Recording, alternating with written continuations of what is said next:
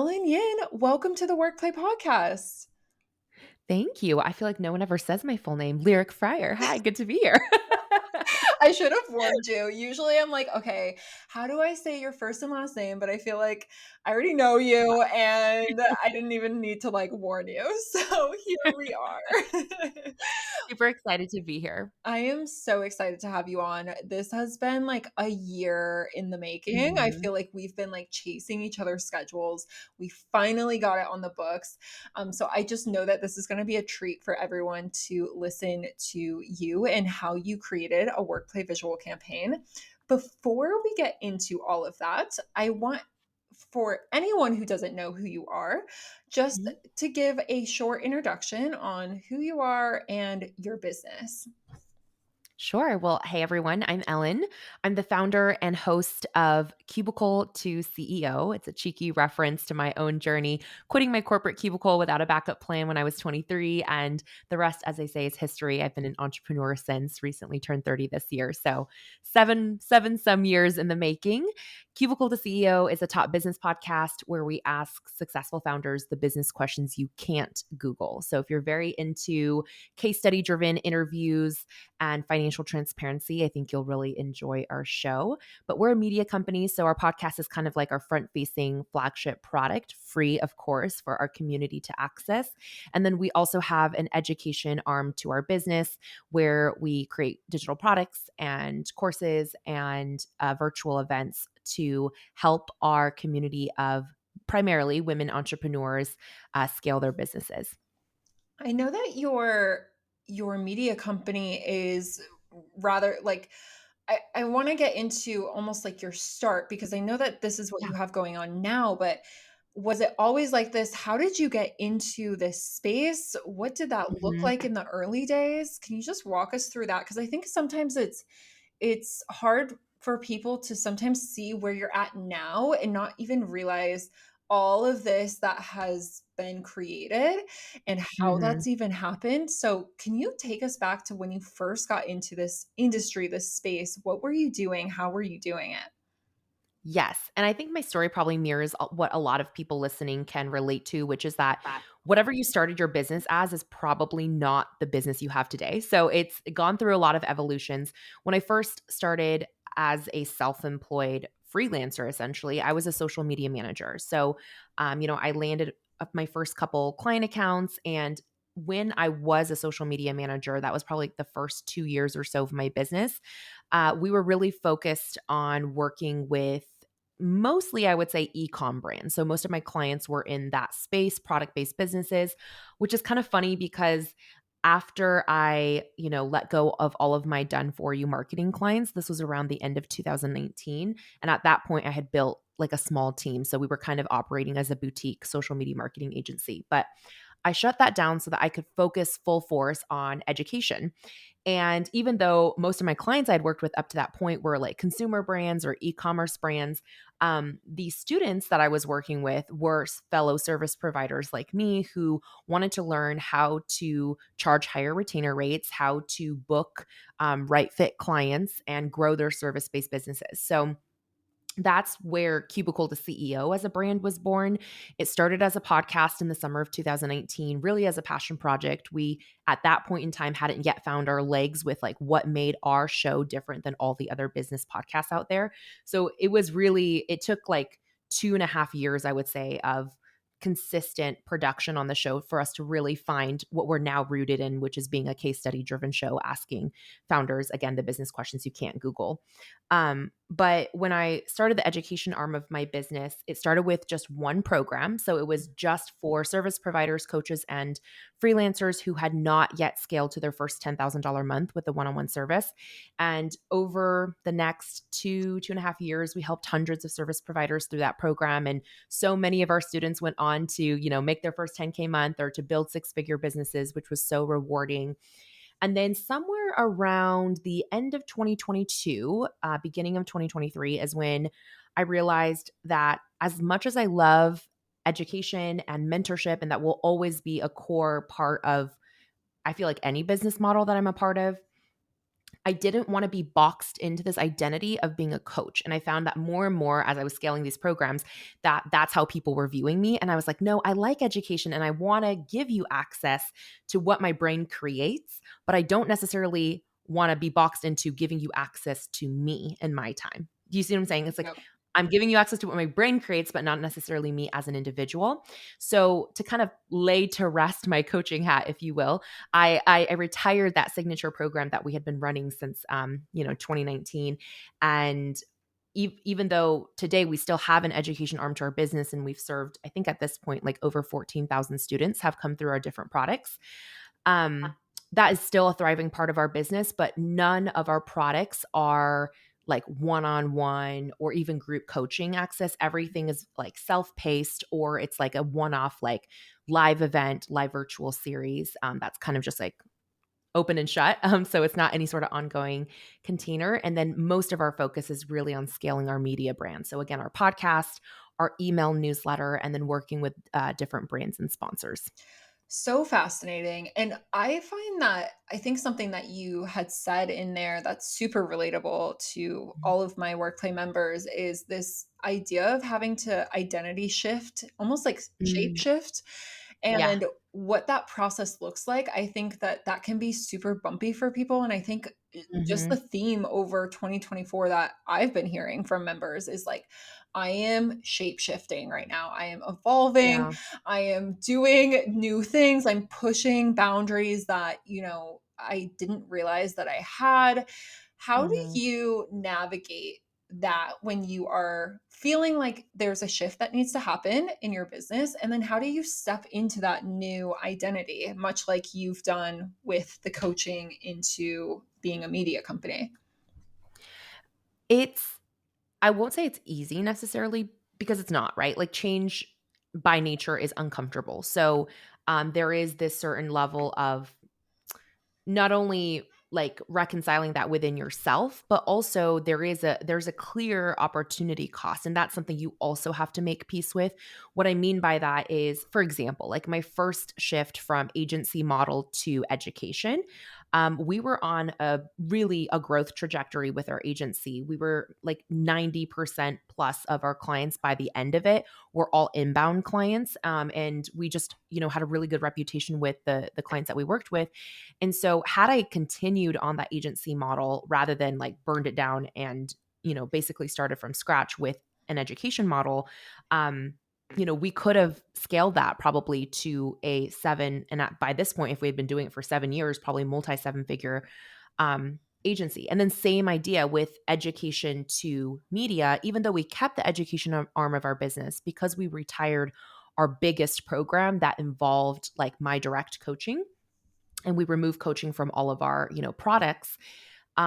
It required me to accept that the momentum that we had built over the last number of years with the education arm of our business, we wouldn't be able to expect that same explosion of growth for the first couple years as a media brand. So I had to be okay with knowing, when I make this change, not only am I going to probably stall in revenue growth, I could potentially even decrease in not only revenue but profits, because it takes so much investment and time to build a media business, and it's a very, very long sales cycle, in terms of like working with brand partners and sponsors compared to like selling a $97 product direct to you, the consumer. And so um being being okay with that and understanding that it's going to cause like a big swing back before you can take a swing forward is something I think not a lot of people fully think through and accept. Like they just think, okay, I'm going to change and then it's going to be even better. And it's like, yes, it can be better in terms of it being more aligned with what you want and the vision that you're creating, but you have to also recognize there's opportunity cost that comes with it. I'm so glad that you touch on that. And I think that that's where a lot of fear comes from. So I'm Mhm. interested to know, like, what was pushing you to go into the Mhm. media space? It seems like you were being pulled, because I feel Yeah. like you don't make a change like that unless you're truly pulled and called. Yeah. So I'm interested to know that, and what are kind of the symptoms of that pulling or that calling that you experience?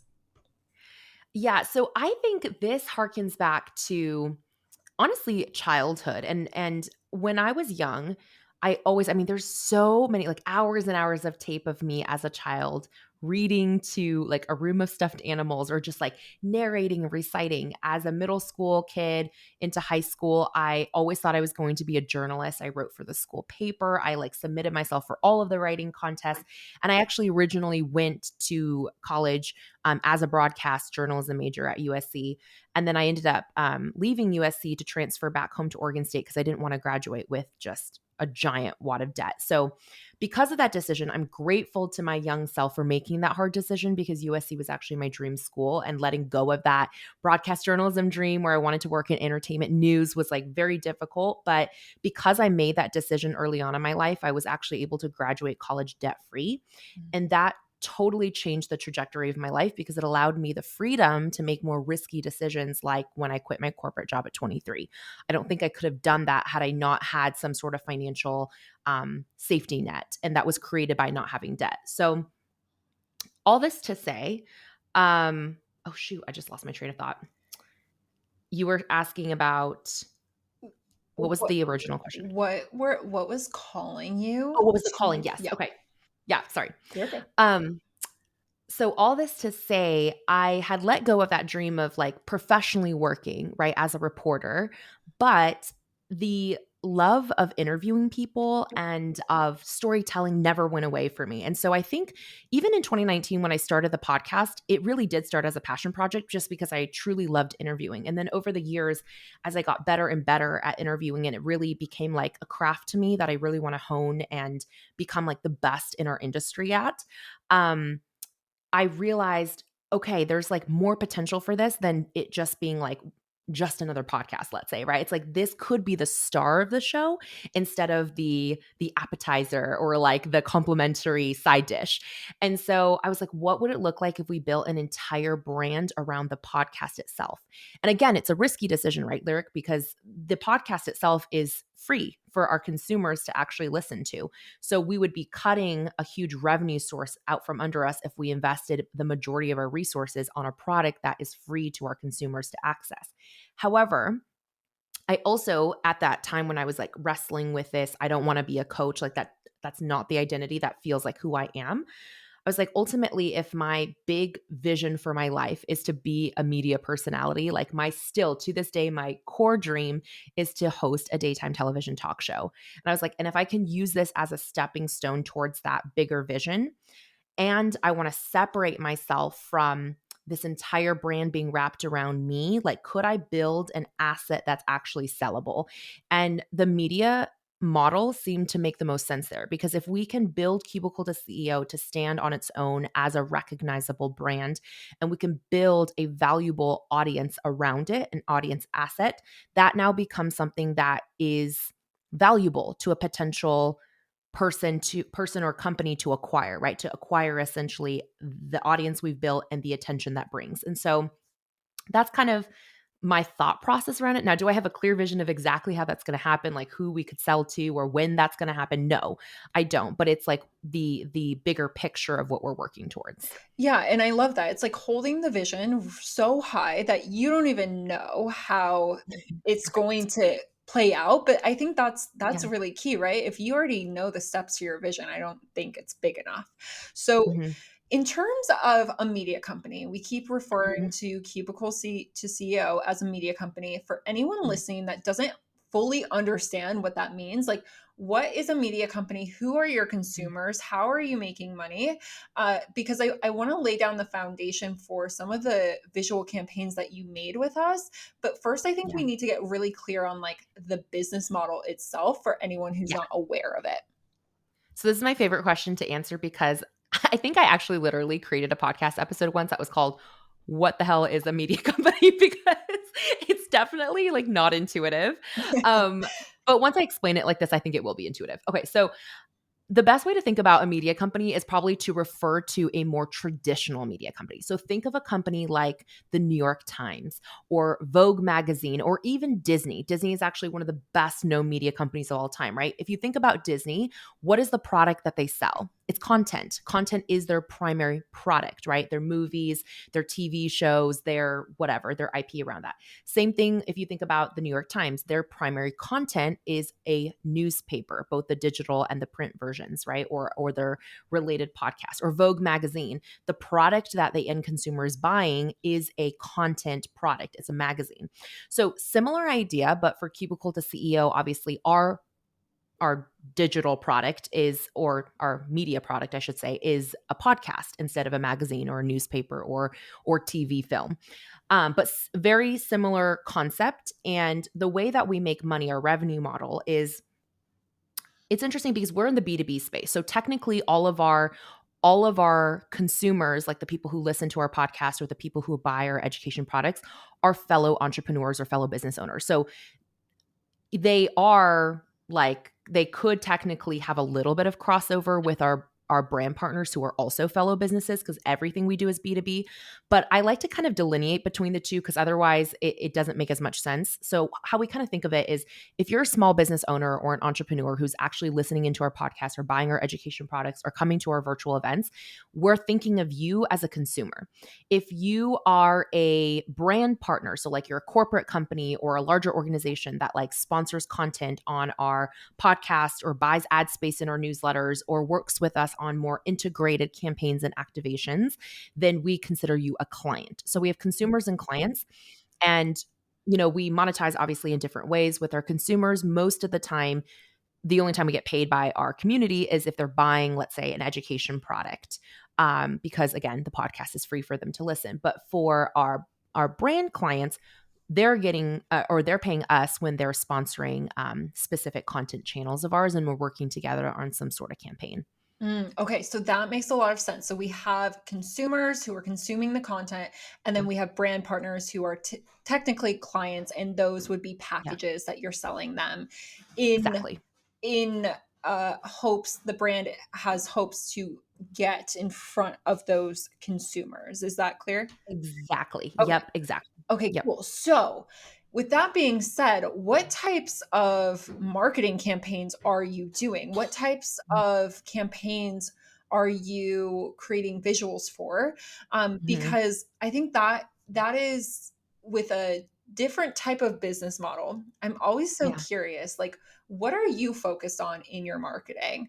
Um, Mhm. because obviously all of those need visuals attached to them. And so you've always done things so incredibly creative.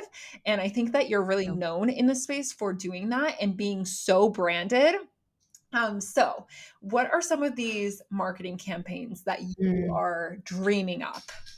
Yeah. Well, we love a branded moment, of Oh course. yeah. And this is why I like love you. I'm like, oh my God, she has so much style. I love it. Thank you. Well, I mean, that's a huge compliment coming from you, my most fashionable friend. Anyways, with the marketing campaign, so it depends, right? It depends on whether we're creating for the consumer or for our brand clients. But I guess technically they kind of interlap. That's not a word. Overlap.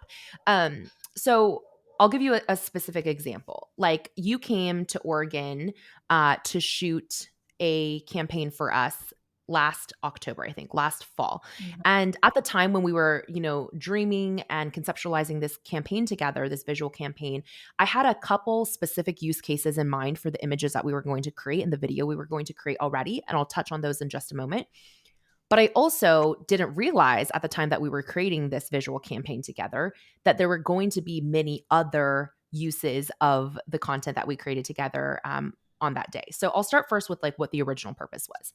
So you and I kind of worked together to come up with a campaign that was really focused more on group shots. So typically when I do brand shoots, I'm, just it's me, myself, and I. And I wanted to bring more of that community aspect into our visual storytelling because again, and this is what was aiding us in being able to shift from Ellen the coach to Cubicle to CEO as a brand. If you are a full brand, you can't just really like be one person if you want to detach enough from it to be able to like sell it later on, right? So I knew I needed to bring other faces into the fold and to really like elevate the community front and center. And so it was really cool actually because we have a private membership for like a masterclass style audio series called The C-Suite. And we invited our local members who were in the area to come meet us for this like group photo shoot day so that their faces could be part of our story and the campaign that we were creating. So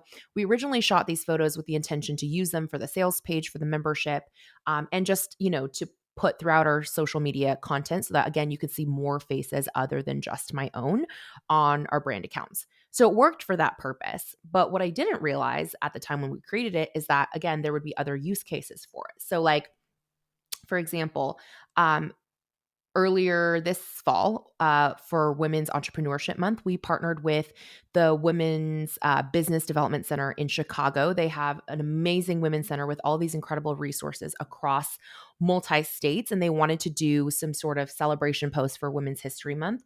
So I was able to actually use a really branded moment from the shoot that we did together at WorkPlay for this brand partnership, right? So they were paying us to essentially share about their resources. And then we use this visual front and center to really capture this image, again, of celebrating community.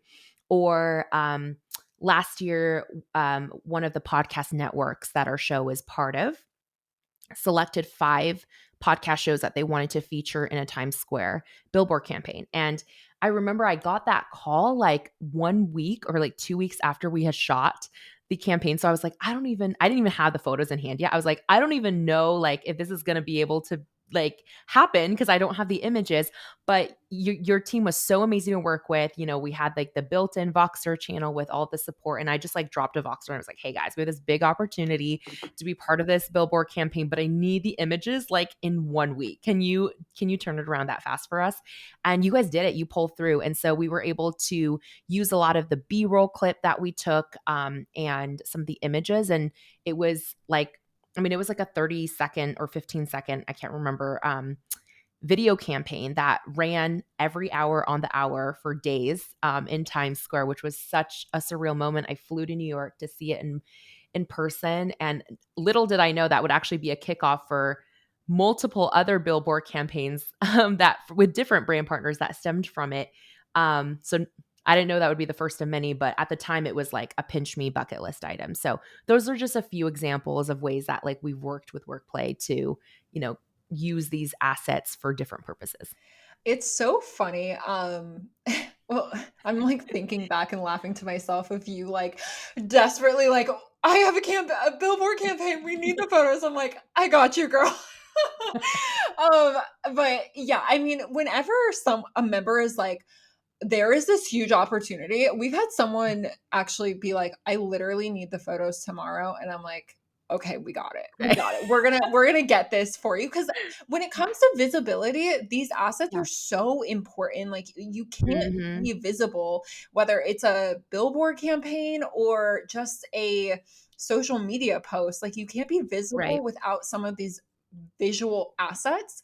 And so they're so important. I loved what you said about, okay, this is the initial use case, but then it ended up being something entirely different.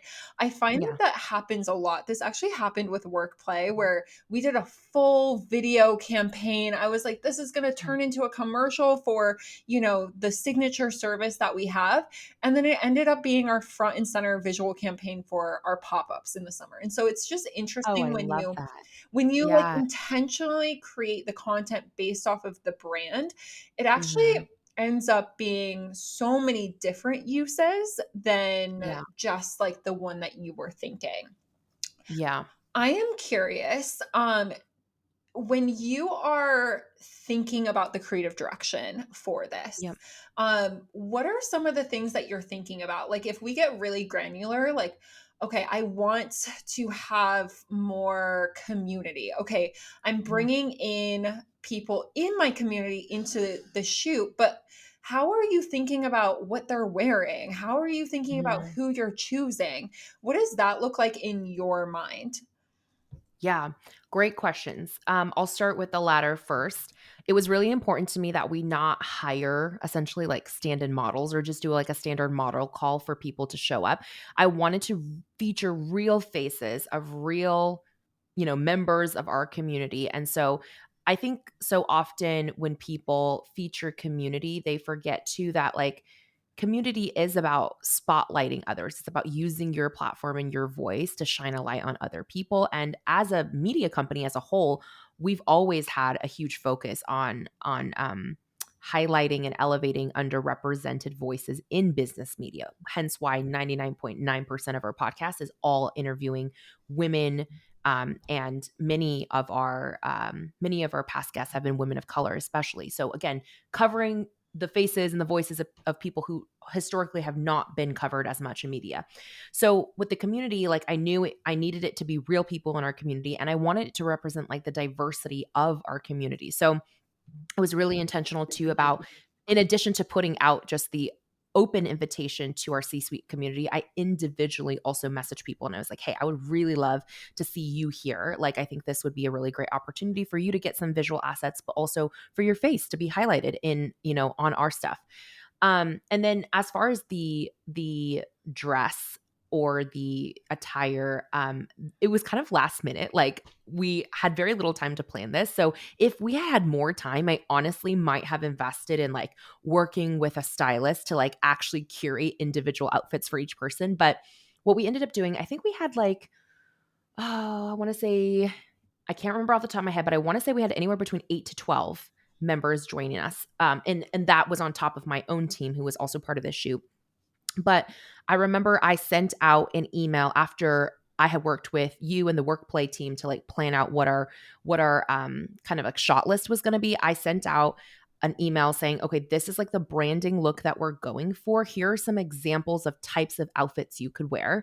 And here are the specific color, like the color wheel we want you to stay within. So it was all of our brand colors. So it was like we had some people wearing lavender or purple, some people wearing orange, some people wearing pink, some people wearing the orange or the yellows that are part of our brand colors. So I actually had the attendees who were going to be part of the shoot pre-submit to me their outfit so that I could make sure we had a wide spread and all of the colors were represented. And then I also had people bring extra outfits. So if like someone was in an orange suit, but they also had, let's say, a pink blazer. I told them bring it. And we actually set up this like clothing rack at the shoot where people could kind of like shop and swap out items in case they didn't quite have exactly what we were looking for. And so it was great. It was a very collaborative project, but it did take being very intentional and setting those guidelines for people. And I think honestly, people appreciated it because one of the most stressful parts of going to any photo shoot, whether it's your own or you being part of someone else's, is thinking,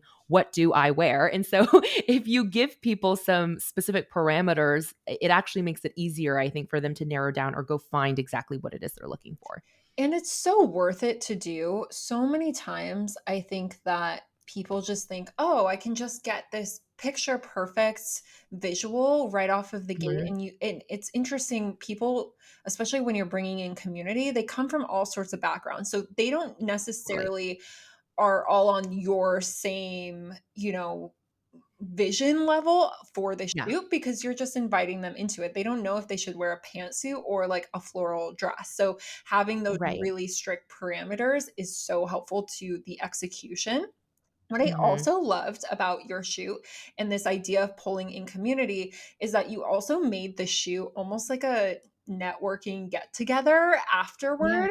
And I was talking to someone the other week about their concerns around how do we get people to the shoot.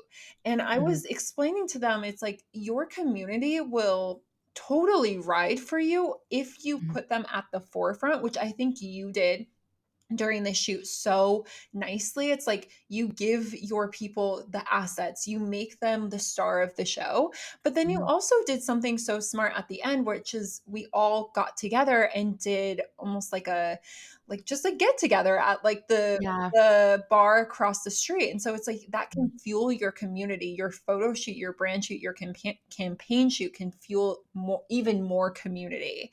So Exactly. I'm sure that was intentional by you. Yeah, definitely, because we had people traveling in from actually, I mean, we made it available to our local members with the hopes that it wouldn't be a huge ask of them, right? To show up for like an hour for a shoot or something locally. But we did actually have a member, is shout out to Isabel, who drove all the way in from Washington to come. And so we wanted to make it more than just like okay, let's take a few pictures and disperse, right? If we're gonna all be together in person, we might as well make the most of it. So yeah, we went to happy hour afterwards and it was so much fun. Like we got to chat about business and life and enjoy good food and drinks together. And I think it really just wrapped up the whole experience. And I think that's something that I love about WorkPlay and that you and I really resonate deeply on is everything is an experience. It's not just a list of deliverables or a means to an end. Like the entire process has to feel like an experience. And I think I'm so glad that you recognize that. And it was so fun that you got to stay with us for that portion before you had to jet off to your your next destination and head to the airport. Literally, Lyric is always headed to the airport, guys. Like every single time I'm talking to you, you're like, on my way here, on my way there, coming home from here. But we were so lucky to have you for a couple extra hours and squeezing that quality time together. Oh my gosh, I am dying. I'm always, if you follow my personal Instagram, it's just 90% plain window photos. So It's the best. It's the travel inspo we all need. We get we get the dose of it from you. So yes, highly recommend following Lyric's personal Instagram. I love it. I love it. Well, to kind of round out our conversation, I would love for you to just give our members just a few of your almost like quick tips, rapid fire tips in terms of photo shooting. It can be prep, it can be during, it can be after, in terms of like using the content and the assets. What are some of your major tips you would give potential or future members?